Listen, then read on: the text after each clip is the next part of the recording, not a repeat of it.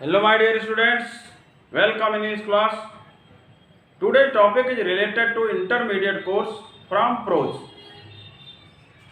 Today I will teach Hindi and English explanation of the chapter 2nd, A Fellow Traveler of 12th class. आज आपको इस video के माध्यम से कक्षा 12 प्रोज से संबंधित चैप्टर 2 ए फेलो ट्रैवलर का हिंदी और अंग्रेजी व्याख्या बताया जाएगा, उसकी टीचिंग प्रोवाइड की जाएगी। The present lesson a fellow traveller is a fine creation, a fine essay of the great essayist A G. Gardiner. In this essay, the writer describes how he develops a feeling of affection for a mosquito during his journey. इस पाठ में लेखक यह बताता है, वर्णन करता है कि यात्रा के दौरान किस तरह उसे एक मच्छर के प्रति उसके अंदर एक प्रेम का भाव, स्नेह का भाव जागृत हो गया। लेखक जर्नी पर है, यात्रा पर है। उस यात्रा में वह एक ट्रेन से अपना सफ़र तय कर रहा है और यात्रा के दौरान ही वह रेल के डिब्बे में अकेला हो जाता है और अकेला होने पर वह सुखद भाव की अनुभूति करता है। ट्रेन बहुत धीमी है, रात में यात्रा कर रहा है और कुछ ही देर बाद उसे एहसास होता है कि उस डिब्बे में वह अकेला नहीं है, बल्कि उसका एक फेलो ट्रैवलर अर्थात सहयात्री भी है। फेलो ट्रैवलर में सहयात्री। अब वह सहयात्री कौन था, लेखक शुरुआत में तो नहीं बताया, लेकिन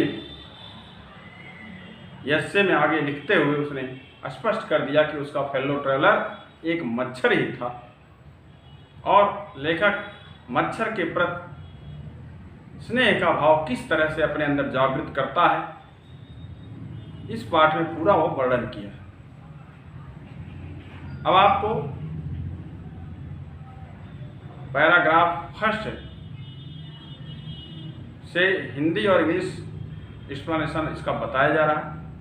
आप ध्यान से सुनेंगे, निश्चित रूप से समझ में आएगा। आपको बुक भी रखना होगा साथ में। Take your book with you.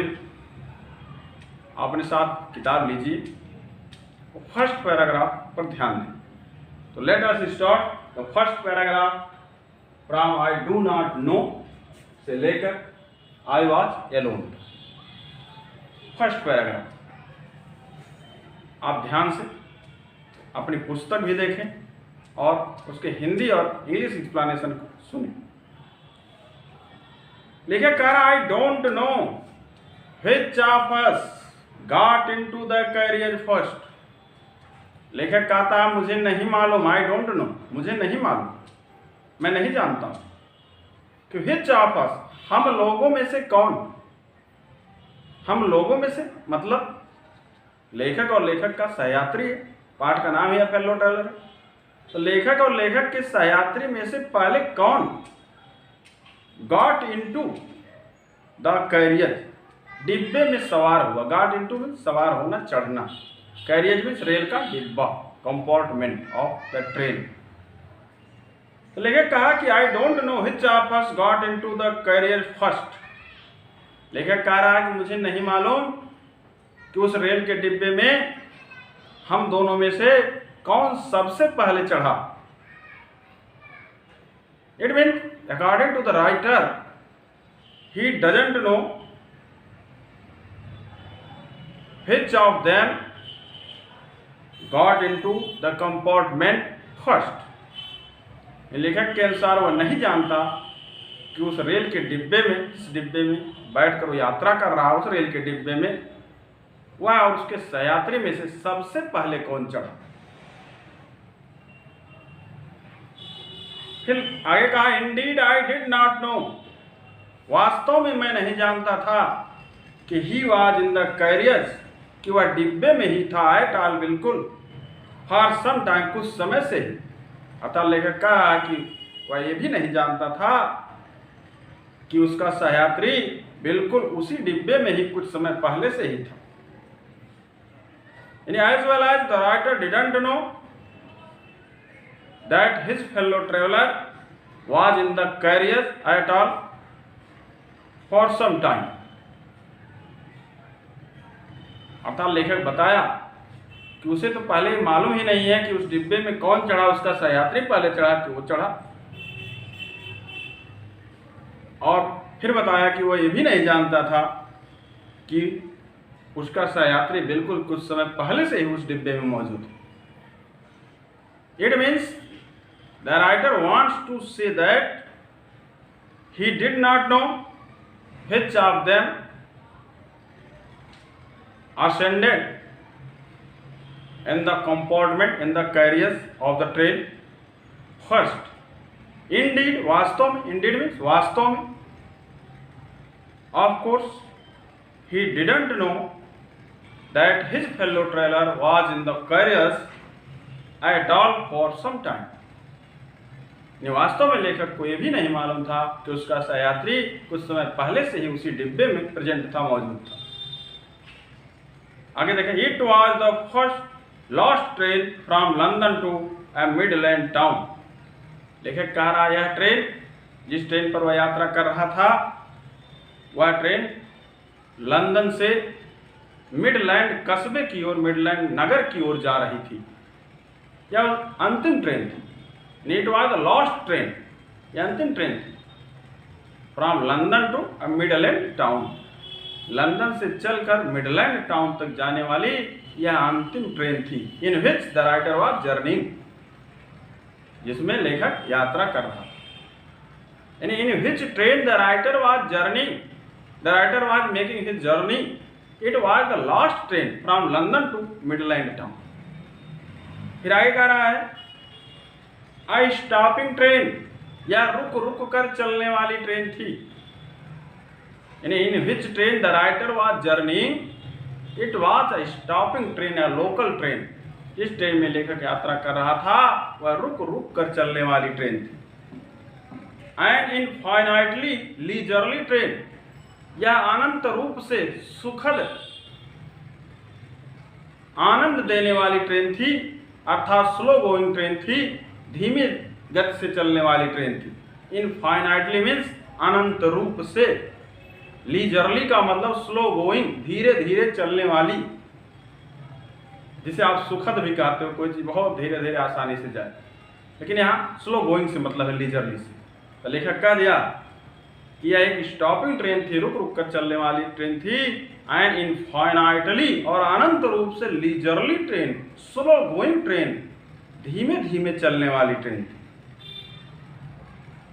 One of those trains, यह उन ट्रेनों में से एक ट्रेन थी। कह वन ऑफ दोज ट्रेन, उन ट्रेनों में से, उन रेलगाड़ियों में से यह एक रेलगाड़ी थी। Which give you an understanding of eternity, जो आपको अर्थात किसी को अनंत समय का बोध कराती है।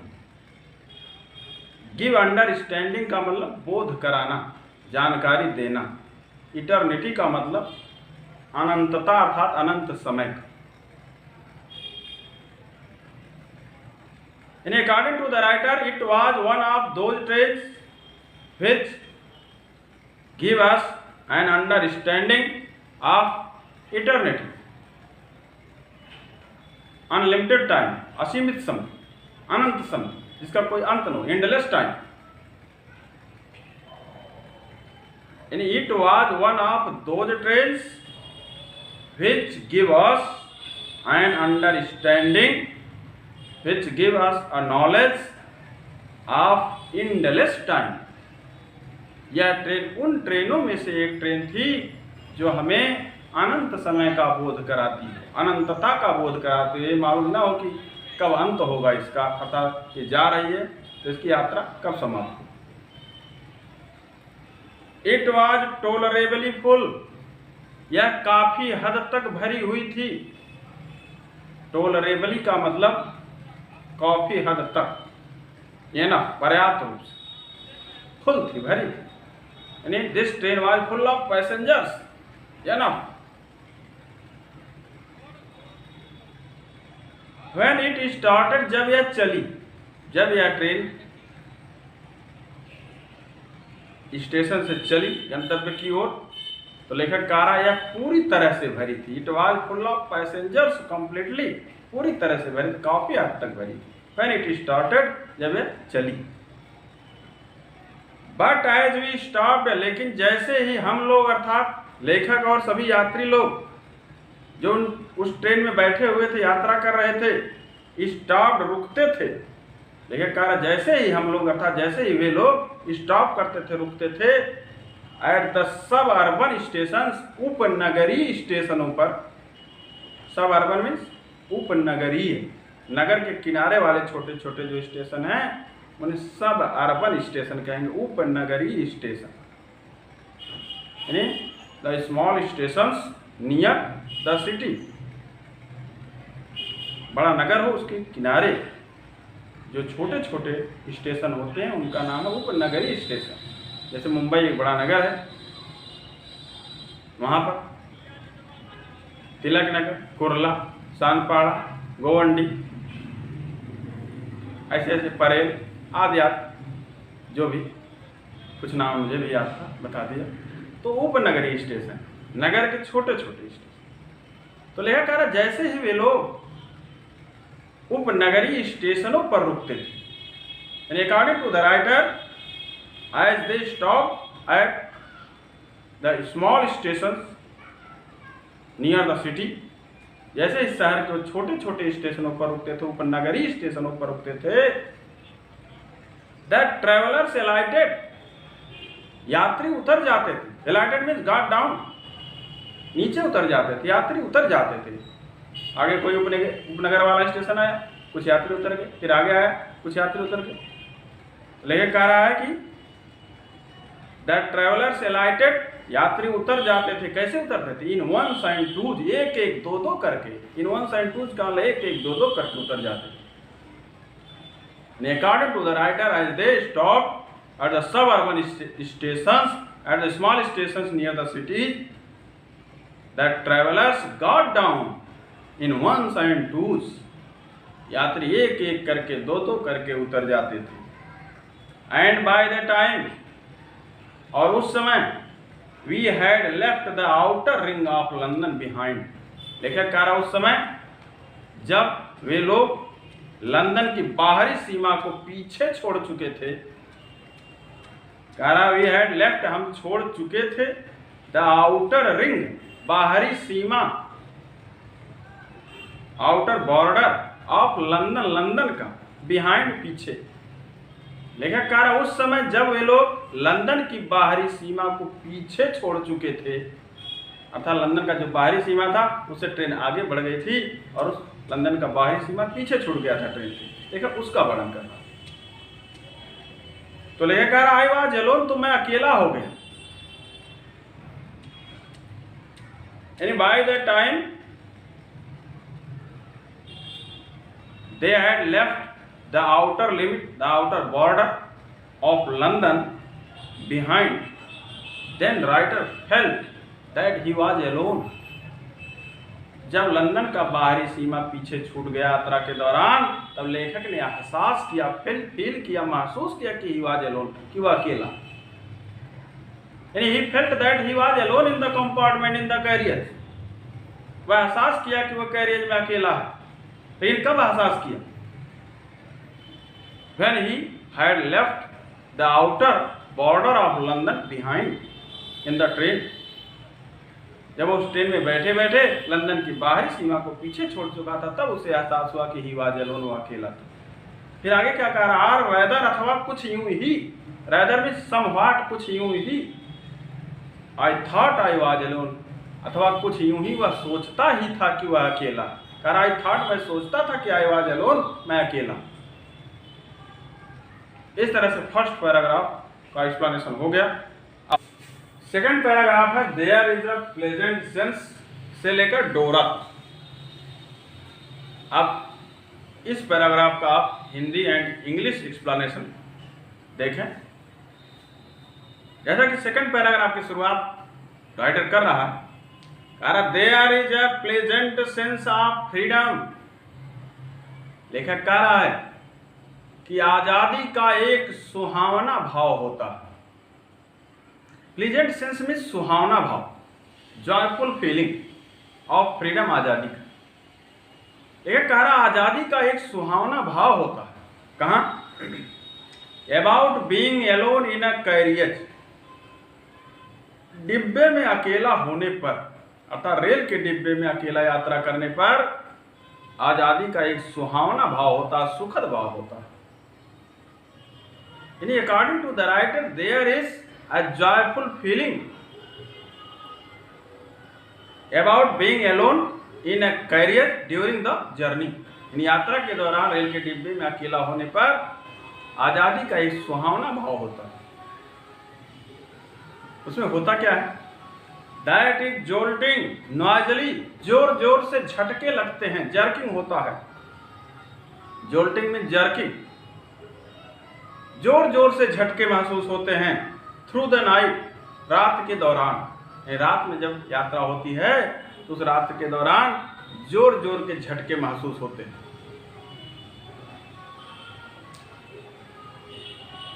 यानी according to the writer there is jerking noisily through the night during the journey.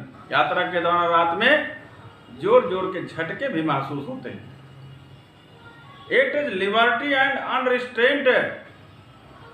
लेखक कह रहा आजादी और स्वतंत्रता होती है। अनरिस्ट्रेंट और लिबर्टी एक दूसरे के सिनोनिम है, पर्यायवाची है। लिबर्टी में स्वतंत्रता, आजादी, और अनरिस्ट्रेंट का मतलब भी होता है बिना नियंत्रण के, बेरोक टोक, बिना बाधा के, अर्थात आजाद। तो लेखक ने बताया कि लिबर्टी एंड अनरिस्ट्रेंट, आजादी और स्वतंत्रता होती है इन अ वेरी एग्रीएबल फॉर्म, बहुत सुखद भाव में, बहुत सुहावने रूप में। एग्रीएबल में प्लेजेंट, सुखद, सुहावना, फॉर्म में स्वरूप। In according to the writer it is freedom, it is liberty without any boundation in a very pleasant form, joyful form, अतः बहुत सुखद रूप में, बहुत सुहावने रूप में आजादी और स्वतंत्रता वहां होती है। आएगा you can do anything you like, आप वहां कुछ भी कर सकते हो जो आप चाहो। यू कैन डू एनीथिंग, आप कुछ भी कर सकते हो, यू लाइक, जो आपको पसंद हो। अर्थात जो व्यक्ति यात्रा कर रहा है, यदि वह अकेला उसमें है तो वह कुछ भी कर सकता है जो उसे पसंद हो। यानी that person who is journeying alone in the compartment, he can do anything he likes.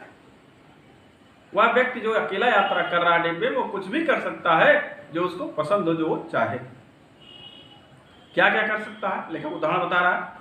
कह रहा है you can talk to yourself, आप खुद से, स्वयं से बात कर सकते हो। कैसे? As loud as you please, उतनी जोर से बात कर सकते हो, तेज तेज बात कर सकते हो जितनी आपकी खुशी हो। एज लाउड, उतनी तेज, उतनी जोर जोर से। एज यू प्लीज, जितनी आपकी खुशी हो। एज यू लाइक, जितनी आपकी पसंद हो। यहाँ प्लीज क्या मतलब? खुशी, पसंद, लाइकिंग। अर्थात वह व्यक्ति जो अकेला यात्रा कर रहा है, the person who is making journey alone in a compartment, he can talk to himself as loud as he like.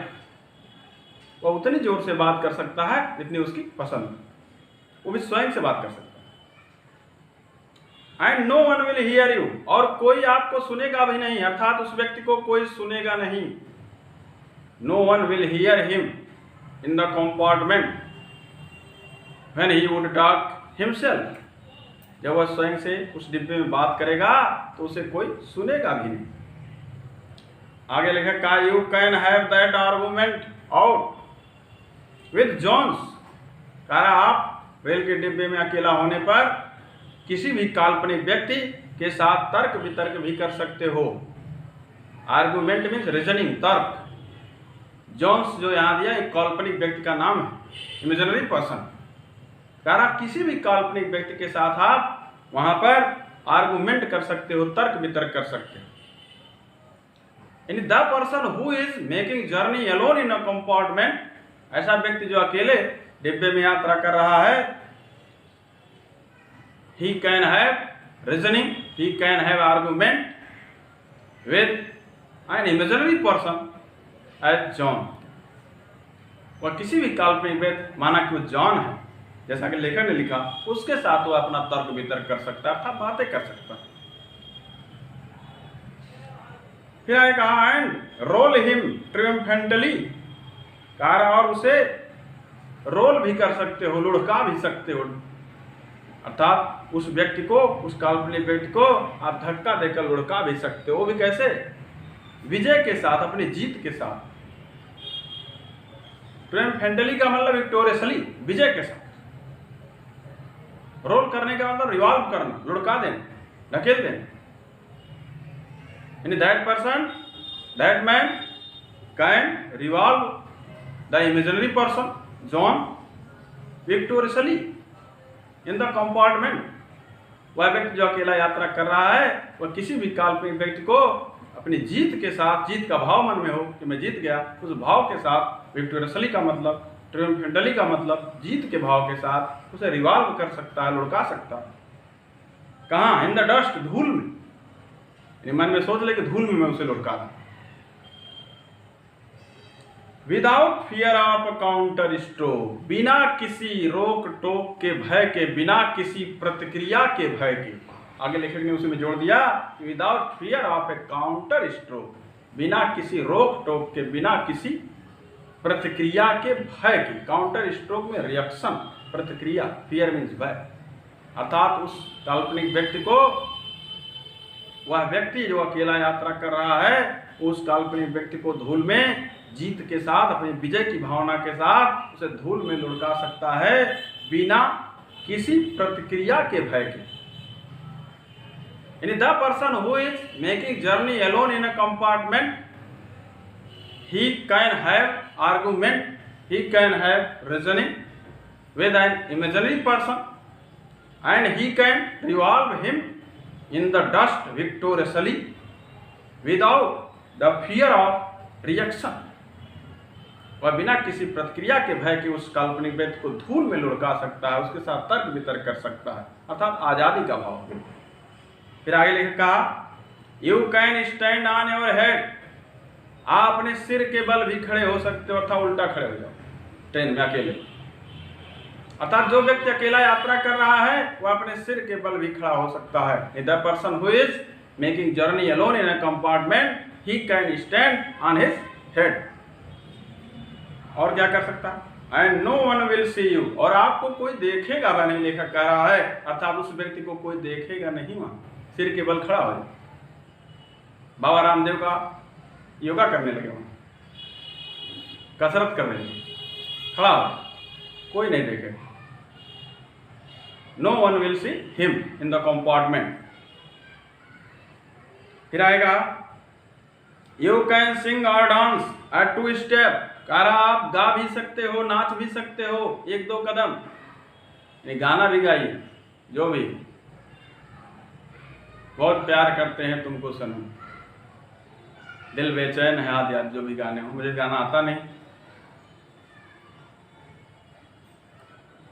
तो कह रहा आप गाना भी गा सकते हो, डांस भी कर सकते हो एट 2 स्टेप, 1 या 2 कदम।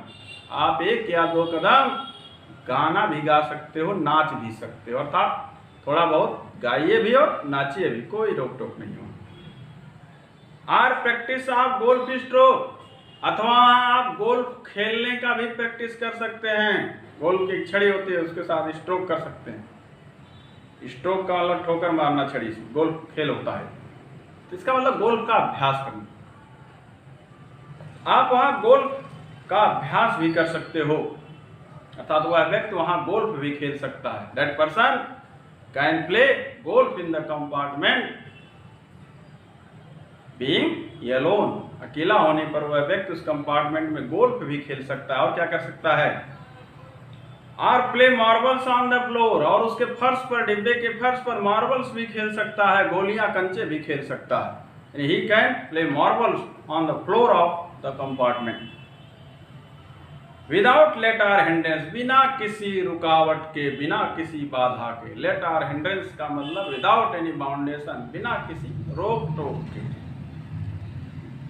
यानी he can play marbles on the floor without any objection, without any boundation, बिना किसी रोक टोक के, बिना किसी बाधा के वह वहां मार्बल्स खेल सकता है। You can open the window or shut it, कह रहा है आप खिड़कियों को खोल सकते हो, बंद कर सकते हो। अर्थात वह व्यक्ति जो अकेला यात्रा कर रहा है वो रेल के डिब्बे के खिड़कियों को खोल भी सकता है, बंद भी कर सकता है। The person who is making journey alone in the compartment, he can open and shut the Windows of the compartment without provoking a protest, बिना कि कोई विरोध जताए। प्रोवोकिंग माने जताना, एराउजिंग। प्रोटेस्ट माने ऑब्जेक्शन, विरोध। यानी without arousing a protest and objection, यानी he can open and shut the window without arousing a protest, without arousing and objection, बिना कोई विरोध जताए ही वह ओपन भी कर सकता है, शट भी कर सकता है, तथा खिड़कियों को खोल भी सकता है और बंद भी कर सकता है। It means there is a pleasant form of freedom without being alone in the compartment, यानी डिब्बे में अकेला होने पर आजादी का सुहावना ही भाव ही होता है, लेखक के अनुसार, अकॉर्डिंग टू द राइटर। फिर आगे लेखक क्या कहा? You can open both windows or shut both, कहा आप दोनों खिड़कियों को, इस तरफ वाली उस तरफ वाली, उस डिब्बे के दोनों तरफ की खिड़कियों को बंद भी कर सकते हो और खोल भी सकते हो। अर्थात वह व्यक्ति जो अकेला यात्रा कर रहा है वह उस डिब्बे के दोनों खिड़कियों को खोल सकता है और बंद कर सकता है। यानी the person who is making journey alone in the compartment, he can open both windows of the compartment as well as he can shut the both windows of the compartment. Indeed you can go on opening them and shutting them, कह रहा आप उन्हें खोलना और बंद करना जारी भी रख सकते हो। गो ऑन में जारी रखना, कह रहा यू कैन है। Indeed you can go on, Indeed means वास्तव में यू कैन गो ऑन, आप जारी रख सकते हो। गो ऑन में जारी रखना, keep on. Opening and shutting, खोलना और बंद करना, देम उन्हें, आप उन्हें खोलना और बंद करना जारी भी रख सकते हो, कंटिन्यूसली कर सकते हो। अर्थात the person who is making journey alone in the compartment, indeed of course he can go on opening them and shutting them, उन्हें खोलना और बंद करना वो जारी रख सकता है। किस रूप में? As a sort of festival of freedom, आज़ादी के जश्न के रूप में। फेस्टिवल ऑफ फ्रीडम माने आज़ादी का जश्न, वह आज़ादी के एक जश्न के रूप में उन खिड़कियों को खोलना बंद करना जारी रख सकता है। रेगुलर, बंद करो खोलो, खोलो बंद करो, फेस्टिवल ऑफ फ्रीडम हो गया, आज़ादी का जश्न। यानी he can go on opening and shutting the windows as a sort of में प्रकार का, एक प्रकार का, kind of, a sort of festival of freedom, आज़ादी के जश्न के रूप में, एक प्रकार के आज़ादी के जश्न के रूप में वह खिड़कियों को खोल सकता है और बंद कर सकता है। फिर आगे लिखा you can have any corner you choose, कह रहा आप कोई भी कोना चुन सकते हो, उस डिब्बे का कोना कोई भी चुनो, आजाद हो, you are free to choose any corner of the compartment. The person who is making journey alone in the compartment, he is free to choose any corner of the compartment. यानी जो व्यक्ति अकेला यात्रा कर रहा है वह उस डिब्बे के किसी भी कोने को चुनने के लिए, सेलेक्ट करने के लिए बिल्कुल आज़ाद, कोई भी कोना चुन सकता है। And try all of them in turn, और कह रहा उन सभी का आनंद भी ले सकता है। ट्राई करने का मतलब वहाँ जाए, आनंद, ऑल ऑफ देम, उनमें से सभी का, उनमें से सभी कोनों का वह आनंद भी ले सकता है। He can enjoy all the corners of the compartment, each corner of the compartment, वह कंपार्टमेंट के प्रत्येक कोने का आनंद ले सकता है। ट्राई करने का मतलब ये है। फिर आगे कहा you can lie at full length, कह रहा आप उस डिब्बे में फुल लेंथ लेट सकते हो। लाई में लेट सकते हो, फुल लेंथ माने पूरी देह पसार कर, पूरा शरीर फैला। यानी जो व्यक्ति अकेला डिब्बे में यात्रा कर रहा है वह अपनी पूरी देह पसार कर फैला कर आराम से लाइंग कर सकता है, लेट सकता है। यानी the person who is making journey alone in the compartment he can lie in full length, he can lie spreading his full body. वह अपने पूरे शरीर को फैलाकर वहां लेट सकता है। कहाँ? ऑन द कुशन्स, उन गद्दियों पर, सीट पर। वह उन कुशन्स पर, गद्दियों पर, सीट पर लेट सकता है। यानी he can lie in full length, spreading his whole body on the cushions, on the seats, and enjoy the luxury of breaking the regulation. और वह सुख का आनंद भी ले सकता है। कह रहा ही कैन एंजॉय, वह आनंद ले सकता द लग्जरी, सुख का। लग्जरी में सुख। आप ब्रेकिंग द रेगुलेशन, नियम तोड़ने का, नियम कानून तोड़ने के सुख का वह आनंद ले सकता है वहां। ब्रेकिंग मीन्स तोड़ना, रेगुलेशन का मतलब रूल्स, लॉज, नियम कानून। यानी he can enjoy the luxuries of breaking the regulation, rules and regulation of the government. वो सरकार के नियम कानून तोड़ने के का आनंद, सुख का आनंद भी ले सकता है। यानी the person who is making journey alone in the compartment he can enjoy the luxuries of breaking the rules and regulations of the government। जो व्यक्ति अकेला यात्रा कर रहा है वो सरकार के नियम कानून को तोड़ने का भी के सुख का आनंद ले सकता है। एंड पॉसिबली, और संभावना ये भी है, संभव ये भी है, पॉसिबली भी संभव है कि द हार्ट ऑफ डोरा, आप डोरा के हृदय को भी तोड़ सकते हैं। व्हाट इज डोरा? डोरा मीन्स राज्य सुरक्षा अधिनियम, राज्य सुरक्षा अधिनियम, डिफेंस ऑफ रिल एक्ट। तो कह रहा है आप डोरा के हृदय को भी तोड़ सकते हो, अर्थात राज्य सुरक्षा अधिनियम के हृदय को भी तोड़ सकते हो, अथवा राज्य सुरक्षा अधिनियम के जितने भी कानून हैं उनको भी आप तोड़ सकते हो। डिफेंस ऑफ रिल एक्ट, डोरा। यानी the person who is making journey alone in the compartment during the night he can break the heart of Dora, the heart of राज्य सुरक्षा अधिनियम, defence of real act.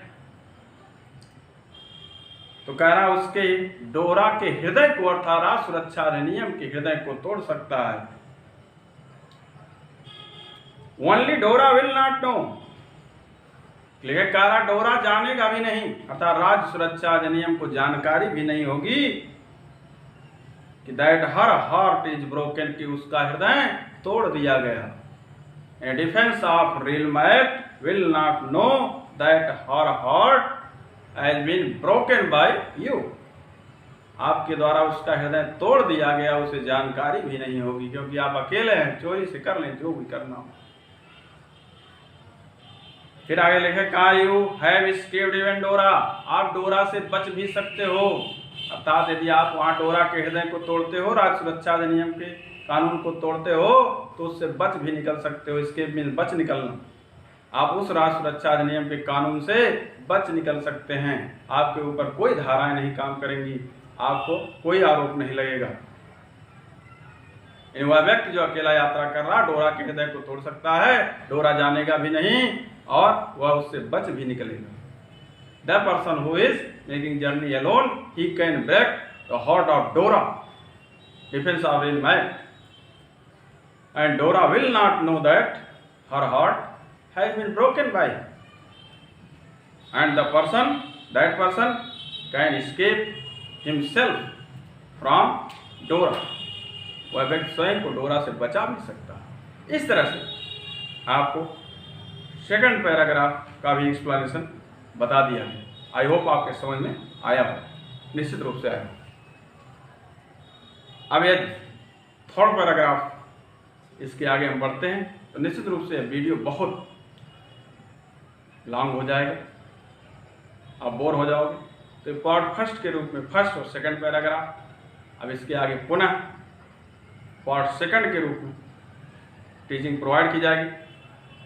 Today's class is over. Thank you so much. Bye.